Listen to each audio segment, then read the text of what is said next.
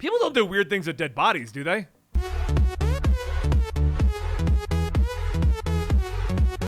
I have no idea what clip the editors just used, but I'm going to apologize right now because I feel like I'm going to need to a lot in this episode.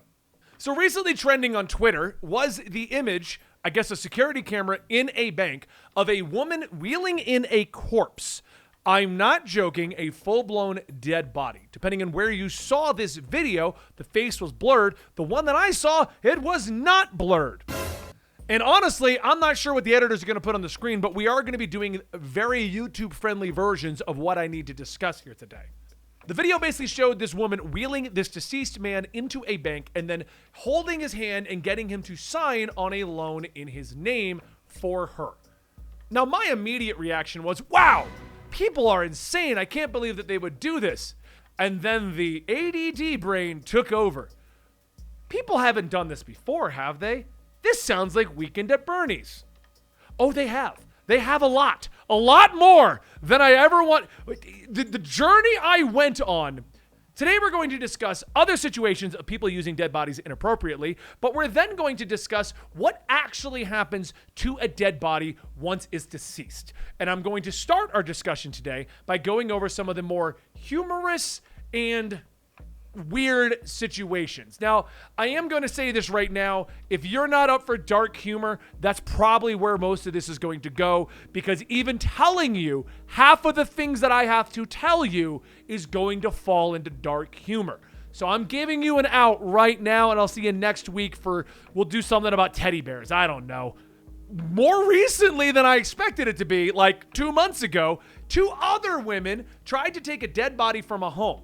Apparently, the man had passed away at some point, and his girlfriend took his body, positioned it into the car, picked up her friend, and then tried to withdraw money under the idea that this is what they normally do anyway, so no one will notice.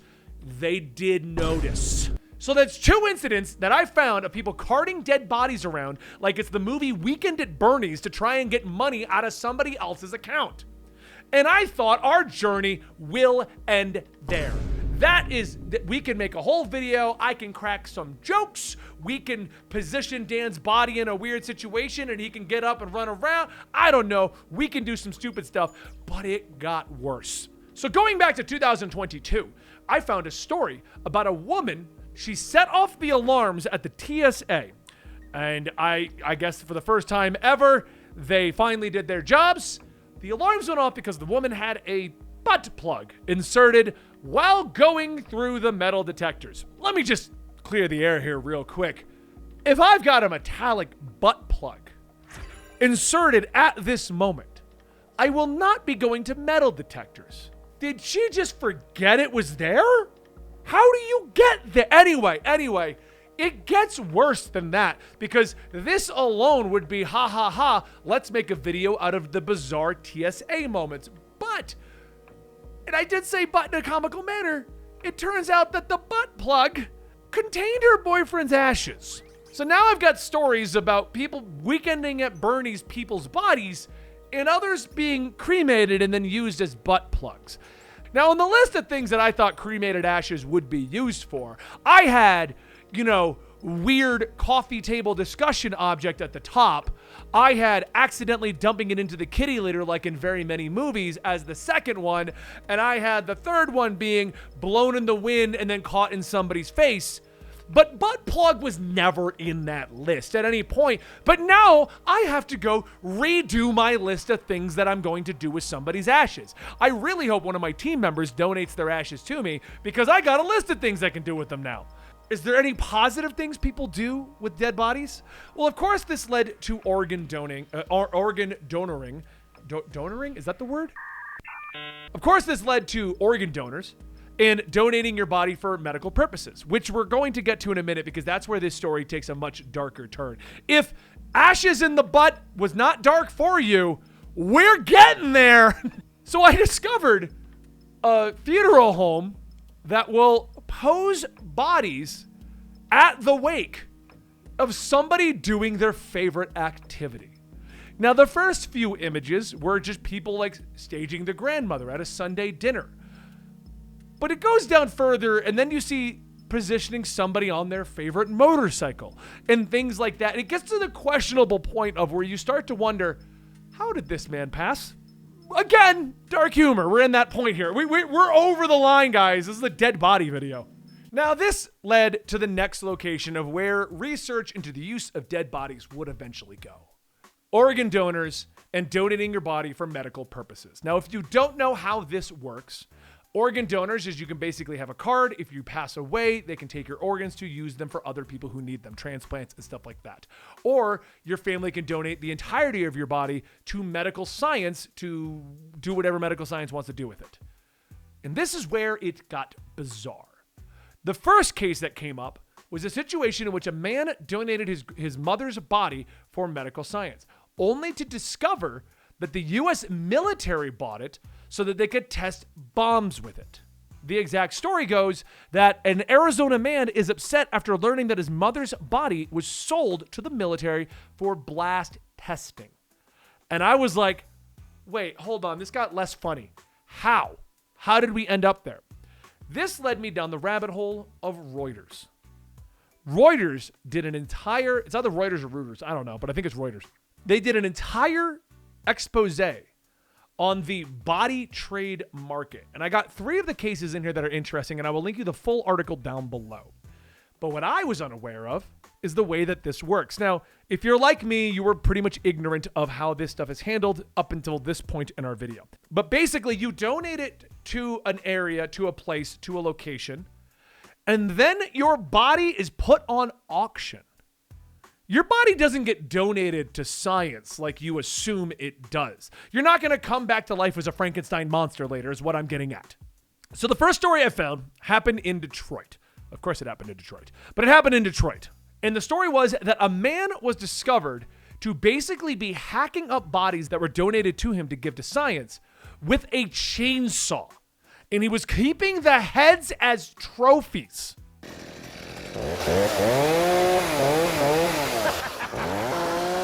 Now that's a lot of damage. Now, as the story goes, he had a legitimate business in which you could donate your deceased one's body to science. He would take the bodies in, he would then hack them into multiple bits, keep them in a warehouse, and then auction off the portions of the body. One family stated that they already had to go through the passing of this gentleman's sister one time, only to be contacted by the police when they discovered his sister's shoulder, and only the shoulder was still in the warehouse. This led me to go, how did this even happen? But apparently, selling and leasing body parts to various organizations is not regulated and is not against the law. As a matter of fact, this individual who was hacking up bodies, keeping portions of them as trophies, stuff like that, he was actually caught on lying to federal agents and defrauding care workers. Not doing anything to the bodies. It's because he was taking advantage of this program. Another issue came up when I was looking into this. He was listed as selling the body parts, but also renting them. That one just kind of blows my mind. What do you mean renting a body part? This particular individual did this for almost 20 years, getting caught at the Canadian border with a case of 10 heads in his collection that he was bringing over the border. It's just things like this that make me go, what do you mean that this isn't regulated? I don't even understand how we got to this point that this man is able to do this, but this is what happened. And he was eventually caught and charged at the age of 63 after almost 20 years of doing this. I don't have the exact date, but I'm going to link the full article if you want to take your time to read through each of these little incidents. Now, this man's situation was a bit on the extreme, using a chainsaw to hack them up, but cutting up various body parts and shipping them out is actually not that unique to his situation. In Arizona, another man was caught because he was asking people to donate their deceased loved ones to his organization so that they could do medical science. What he would then do is cut up the body parts and send them off to the highest bidders. Again, completely unregulated, freely able to do that. When the government tried to track down one individual's body, the full pieces of it, this man, who was basically, his name was Patrick, they located his left shoulder in Las Vegas, where it was held and used for surgical seminars. His head and spine were sent to a project run by the U.S. Army. His external reproductive organs, which is now the terminology I'm going to use on this channel to make things much more ad-friendly, were sent to the local university. I'm curious what they wanted with just that. Can you just send us his external reproductive organs? Oh, would you like the whole groin? Maybe some thigh meat in there? You want to not... He's got some like beefy thighs. No. For today's study, we really just need his external reproductive organs. Are you sure? Because I can give you like a discount if you get like a whole pound of Patrick. And his right foot and his left knee were just in the company's freezers, waiting for somebody to want them. Which, as this article notes, was a part of the $1 million industry of flesh and bone this company was keeping on hand. Which makes me wonder, when I pass, can I designate portions of my body to be sent to my friends and family and they could just each make $1 million? Like, can my buddy Dan get my right arm and donate that wherever he wants to and make a couple $100,000? My wife can have my torso and my thighs. I feel like she'll get the most money bang for her buck with this portion. But my head, I'll send it to my mom and my dad. They could probably retire on this face, right? The article goes even further. There are sale invoices for this body trade industry. For $607, this company sold the liver of the public school janitor to somebody else. The torso of a retired bank manager was bought by a Swiss research institute, and it got them $3,191. It's not even like whole amounts. It's like, are there actually percentage discounts if you just buy certain things? That's the only way I can think of to get to these totals. A large Midwestern healthcare system paid $65 for 2 femoral arteries, one from a church minister.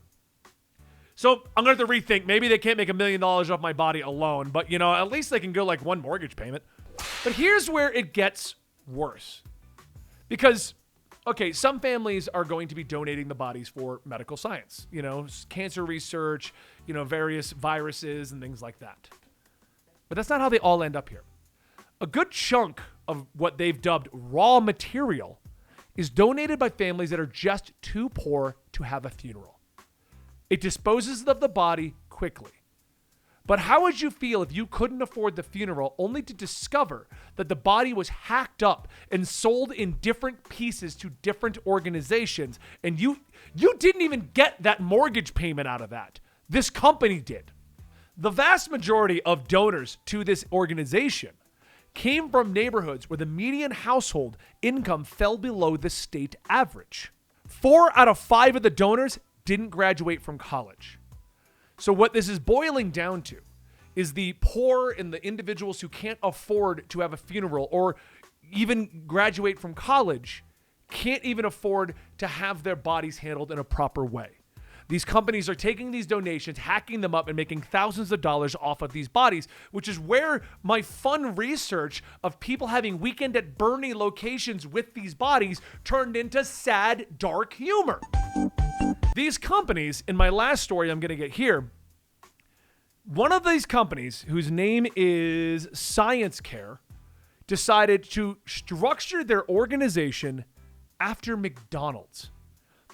These companies don't care about people's bodies, loved ones, or what happens to the remains. Science Care founder Jim Rogers aimed to provide customers with the same cuts from cadavers, no matter where Science Care was located or which branch handled the order. That's why he cited production methods perfected by Ray Kroc, the visionary who turned a hamburger stand into a fast food empire. A company used McDonald's as the basis for how they wanted to handle cutting up donated bodies to sell.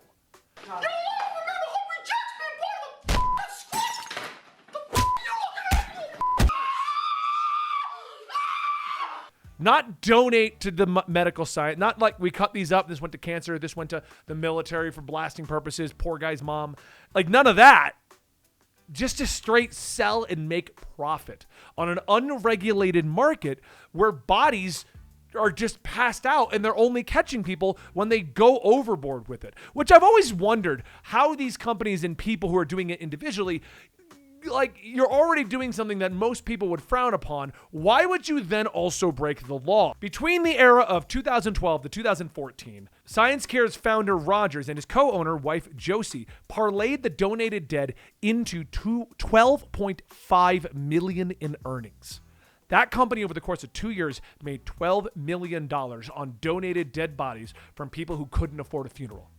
That's using the production methods of McDonald's. Apparently, wherever he went, he would cite the McDonald's analogy too. That's why they made a whole article about it. Like, this guy wasn't getting into a hush-hush group and being like, guys, this is just like McDonald's. You know, you want a Big Mac? Oh, yeah, but you also want a chunk of Benny butt.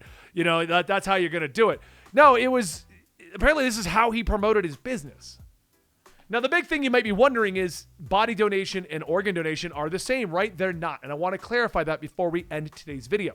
Because when it comes to body donation, you're giving the body of the deceased one to an organization to do with as they see fit. That is the legal loophole that allows them to get away with doing this. You sign a waiver that says whatever they end up doing at the body is of their volition. You don't get a say in it. While organ donors, they go in, they take the organ once the body has passed, and they immediately bring it to someone who needs it. It's a life-saving procedure for somebody else. If they take your kidneys or your liver, they bring it to somebody else. Now, there's a whole bunch of myths and theories and urban whatever talking about what happens with organ donors. I don't really want to get into that. I'm just telling you what the on-paper answer for both of these is and the difference between them. But that is where we are. A video that started with research on a woman who decided to cart a dead body around to try and get a loan has ended up with me doing research on the body trade, and there's a lot more to this and a lot more to go into, but I just wanted to give you some of the more extreme examples that I came across, and I'll link the full article by Reuters down below so you can read it all yourself and get even more information. Remember, I'm just a guy on the internet who has way too much time in his hands and does way too much research. I'm not a medical professional trying to tell you what to do with your deceased loved ones. But if you stuck it out to the end of this video, I do appreciate it. Thank you so much. We'll do that teddy bear video next week.